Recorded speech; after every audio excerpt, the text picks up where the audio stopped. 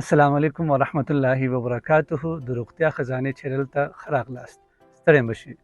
هیله لرم چې تاسو په دې وخت کې چې د کامل روغتیا خاوندان اوسئ او د ژوند په ټولو برخو کې خوشحاله اوسئ. زه ډاکټر وحید الله حافظ یم او په فارمیسي بخش کې پاکستان هیواد نه لیسانس، ماستري او ډاکټرا لرم او ترڅنګ یې په طبابت یوناني کې هم چې د لیسانس لرم.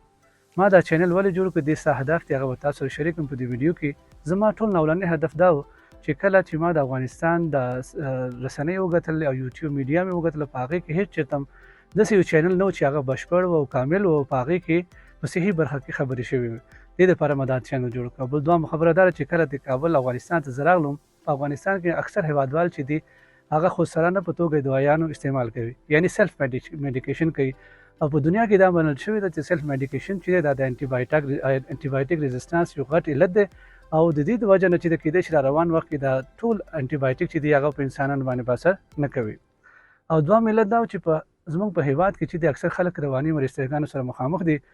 زه غواړم چې په دې چینل کې چې دی په اسلامي نقطه نظر سره او په طبابت یوناني په نظر سره د دې علتونه بیان کړم او د هغې حل لارې پیدا کړم.